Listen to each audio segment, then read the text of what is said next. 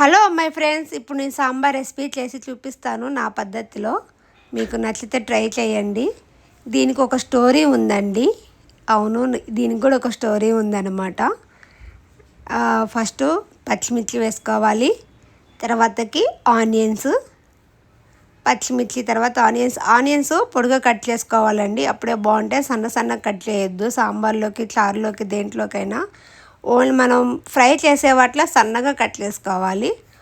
చారులోకి, సాంబార్లోకి పొడుగ్గా ఉండాలి. ఆనియన్స్ బాగుంటాయి అన్నమాట. తర్వాతకి జీరా వేసుకోవాలి, జీలకర్ర, తర్వాత ఆవాలు, సన్నటి ఆవాలు నేను ఎప్పుడు లావు తీసుకోనండి, సన్నటివే తీసుకుంటాను. లావు తీసుకుంటే పంట కింద తగిలి చేదు వస్తుంది అనమాట. మా పిల్లలకి నచ్చదు, నాకు కూడా నచ్చదు. అందుకే నేను దేంట్లో అయినా సన్నటి ఆవాలే వాడతాను. నాకు అసలు తెలియదు, లావుటి వాడేదాన్ని. తర్వాతకి సన్నటి కూడా ఉంటాయని చూశాను అన్నమాట. తర్వాతకి పచ్చెనగపప్పు, కరివేపాకు, నేను అన్నీ విడివిడిగా వేస్తానండి. అన్నీ పోపు దినుసులు కలిపి పెట్టను. కొన్నిట్లో పచ్చెనగపప్పు వేయను, కొన్నిట్లో వేస్తాను. సో నేను వాడను అనమాట ఎక్కువ. ఇప్పుడు మనం వెజిటేబుల్స్ కట్ చేసుకున్నాం కదా, కూరగాయలు, క్యారెట్, ములక్కాయ, బెండకాయ, టమాటో. బెండకాయ, టమాటో కంపల్సరీ వేస్తానండి. నేను కావాల్సిందే. ములక్కాయ ఉంటే ములక్కాయ, లేకుంటే సొరకాయ, ఆప్షనల్. కానీ నాకు బెండకాయ అన్న, టమాటా లేకుంటే వంకాయ, మూడిట్లో ఏదో ఒకటి ఉండాలండి. లేకపోతే అసలు నేను సాంబార్ చేయను. ఇప్పుడు ఇవన్నీ వేసుకున్నాం కదా, దీనికి కూడా నాకు ఒక స్వీట్ మెమరీ ఉందండి. నాకు అసలు సాంబార్ చేయడమే రాదు పెళ్ళైన కొత్తలో. ఇప్పుడు ఉప్పు వేసుకుందాం, అన్నీ మగ్గిపోతాయి. పెళ్ళైన కొత్తలో నాకు అసలుకి సాంబార్ చేయడమే రాదు, పప్పుచారు ఒక్కటి వచ్చు. నాకు ఈ సిటీకి వచ్చాకే, ఈ హైదరాబాద్కి వచ్చాకే నా పక్కన ఆంటీ, వెస్టెస్ ఆంటీ అనమాట, అసలు సాంబార్ స్మెల్ మా ఇంట్లోకి వచ్చింది. మా పక్కనే ఉంటారు ఆంటీ వాళ్ళు.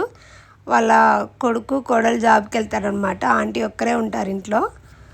అసలు సాంబార్ వాసన అండి, ఆహా! నీ సాంబార్ అక్కడే నేను ఆంటీ దగ్గరే నేర్చుకున్నాను. నాకు అసలు ఈ సాంబార్ చేయడం రాదు, పప్పుచారు ఒక్కటే వచ్చు. పప్పు పులుసు, పప్పుచారు అదే వచ్చు. ఇక్కడికి వచ్చాక ఆహా, సాంబార్ అంటే ఇట్లా ఉంటుందా అని ఆంటీ దగ్గర నేర్చుకొని, కొన్ని వంటలు అయితే నా పెళ్ళైన కొత్తలో ఆంటీయే నేర్పించారు నాకు. ఎక్కడున్నారో ఇప్పుడు నాకు తెలియదు పాపం. నాకు కొన్ని వంటలు అయితే ఆంటీయే నేర్పించారు. తర్వాతకి ఇంగువ అందరూ నేను పోపులో వేస్తారండి, నేను అట్లా వేయను. ఇట్లా వేస్తాను అనమాట. అంటే ముక్కలకు కూడా పట్టేస్తుందని ఇంగువ అట్లా వేస్తాను. అసలు గుమ్మల వాసన. కొన్ని వంటలు నేను ఆంటీ దగ్గరే నేర్చుకున్నాను పెళ్ళైన కొత్తలో. చిన్న ఏజ్ కదండి, నాకు అప్పుడు వంటలు రావు. ఇక ఆంటీ దగ్గరే నేర్చుకొని వెళ్ళి మా అత్తయ్య దగ్గర, మా అమ్మ దగ్గర చేసి, నాకు ఇది వచ్చు, అది వచ్చు అని చెప్పేదాన్ని అనమాట గొప్పలు. వాళ్ళు కూడా బాగున్నాయి, వెరైటీగా ఉన్నాయి, టేస్ట్ ఉన్నాయని. అసలు ఆంటీ ఎంత చిన్నగా కొంచెం బెల్లం కూడా వేస్తారండి, అసలు ఎంత వాసన వస్తుందో. వెస్టెస్ ఆంటీ మా పక్కనే ఉండేవాళ్ళు, అంటే కొంటోళ్ళు. అసలు ఆంటీ చాలా మంచి వాళ్ళు పాపం. ఇప్పుడు ఎక్కడ ఉంటున్నారో తెలియదు. ఆంటీ నాకు అన్ని వంటలు ఆంటీయే నేర్పించారు. స్వీట్ మెమరీస్ నాకైతే. కొన్ని వంటలు ఆంటీ దగ్గరే నేర్చుకున్నాను. ఇవి వంటలు చేసినప్పుడల్లా నాకు ఆంటీ గుర్తొస్తారనమాట. ఇప్పుడు కారం మాకు ఊరు నుండి వస్తుంది కదండి, ఘాటు ఉండదు. నేను ఫ్రిడ్జ్లో పెట్టేస్తాను, కలర్ చేంజ్ అవ్వకుండా, పురుగు పట్టకుండా. ఇప్పుడు అల్లం వెల్లుల్లి పేస్టు చూసారా, ముక్కలన్నీ ఉప్పేసాం కదా, మగ్గిపోయాయి. నేను సాంబార్లకి వీటికి ఇవే వాడతానండి, సిల్వర్యే వాడతాను, స్టీలీ వాడను. ఎందుకంటే అడుగంటిపోతుందండి. స్టీల్ ఉట్టిగా అడుగంటిపోతున్నాయి. ఎంత మందంగా ఉన్నా కానీ స్టీల్ది అడుగంటిపోతుంది తొందరగా. ఏముంది ఇప్పుడు దీంట్లో చేసుకొని స్టీల్ గిన్నెలో తీసి పెట్టుకుంటే అయిపోతుంది. సిల్వర్ గిన్నెలో చేసుకొని దాంట్లో పెట్టేస్తే అయిపోతుంది.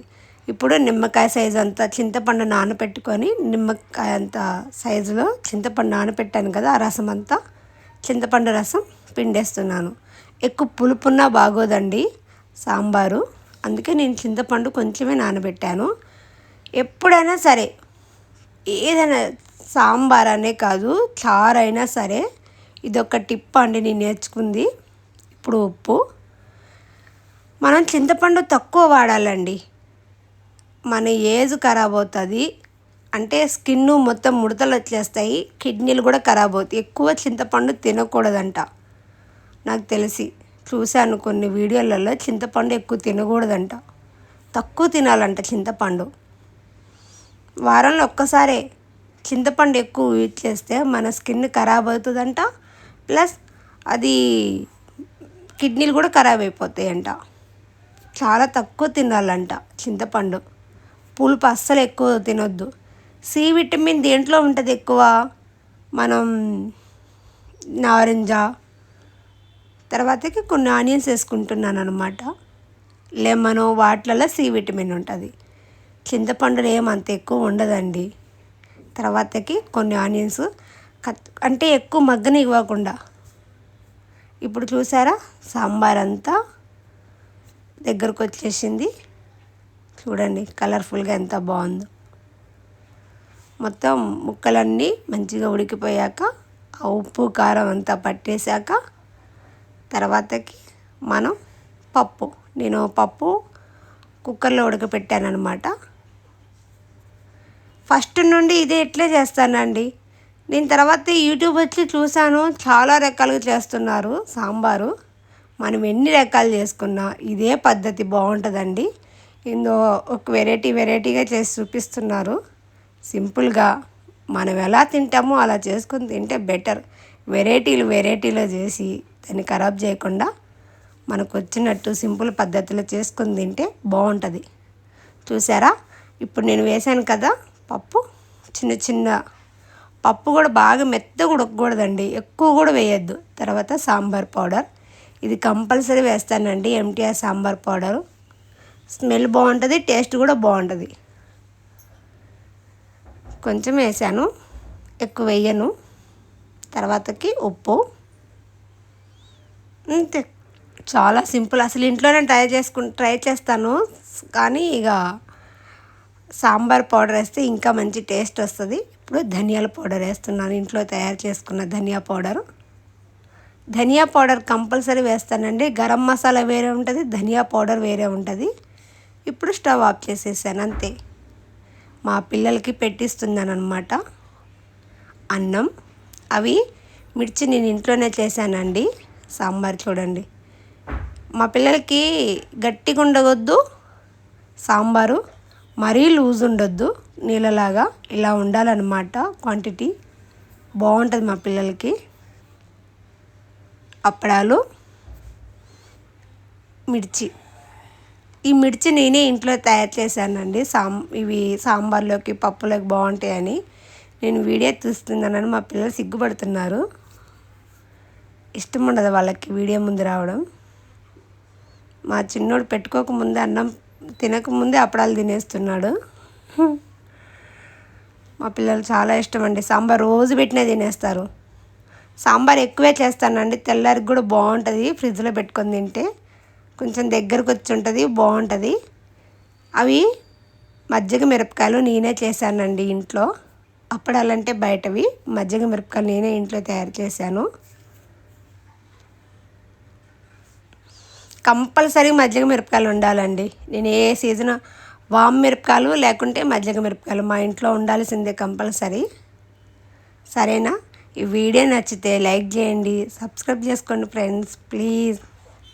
ఇలాంటి వీడియోలు అప్డేట్స్ మీకు 90స్లో జరిగేవన్నీ గుర్తు చేస్తూ ఉంటాను, స్వీట్ మెమరీస్ లాగా. నాలాగా చాలామంది ఉంటారు, కొన్ని స్వీట్ మెమరీస్ నేను గుర్తు చేస్తాను, మీరు కూడా గుర్తు తెచ్చుకోండి. ఎంతమంది ఇలా పెళ్ళైన కొత్తలో వంటలు పక్కన వాళ్ళతో నేర్చుకున్నారు, ఇంటి పక్కన ఉన్న వాళ్ళతో. అంటే ఈ హైదరాబాద్కి వచ్చాక, లేకుంటే వేరే ఊరు వెళ్ళాక ఎవరు కొత్తగా ఇలా వంటలు నేర్చుకున్నారో చెప్పండి. సరేనా ఫ్రెండ్స్? ఇలాంటి వీడియోలు మీకు తెస్తూ ఉంటానన్నమాట. మా పిల్లలు నేను వీడియో తీస్తుందని మెల్లగా తింటున్నారు, కానీ వాళ్ళకి సాంబార్ ఇష్టం. అది కాక కాలుతుంది, బాగా వేడిగా ఉంది సాంబార్, మీకు తెలిసిందే వేడిగా ఉంటుంది. ఎప్పుడైనా మా పిల్లల కిందే కూర్చుంటారండి. డైనింగ్ టేబుల్ ఉంది, చూపిస్తాను. డైనింగ్ టేబుల్ మీద ఎప్పుడు కూర్చొని తినరు. మా పిల్లలే కాదు, నేను మా సారు మేము అసలు డైనింగ్ టేబుల్ మీదే కూర్చొని తినాం. పాపం కాలుతుంది, వీడియో కోసం వాళ్ళు ఇలా చూస్తున్నారు. మా పిల్లలు మిర్చి తింటున్నారు. చెప్పాను కదండి, వామ్ మిర్చి లేకుంటే మజ్జిగ మిరపకాయ. వామ్ మిరపకాయలన్నా మజ్జిగ మిరపకాయలన్నా కంపల్సరీ ఉండాలి. లేకుంటే అప్పడాలు కూడా ఉండాలండి. లేకుంటే గొట్టాలు అవి ఉంటాయి కదా ఎల్లో కలర్లో, అవన్నా బ్యాట్స్ చిప్స్ కంపల్సరీ. ఇక చాలు మమ్మీ, వీడియో బంద్ చేయమంటున్నారు. సరే నాన్న బంద్ చేస్తాను, మొహమాటం పడద్దు, తినేసేయండి అన్నాను. సరే ఫ్రెండ్స్, వీడియో నచ్చితే లైక్ చేయండి, సబ్స్క్రైబ్ చేసుకోండి, సరేనా? కామెంట్ చేయండి మీ స్వీట్ మెమరీస్. బాయ్.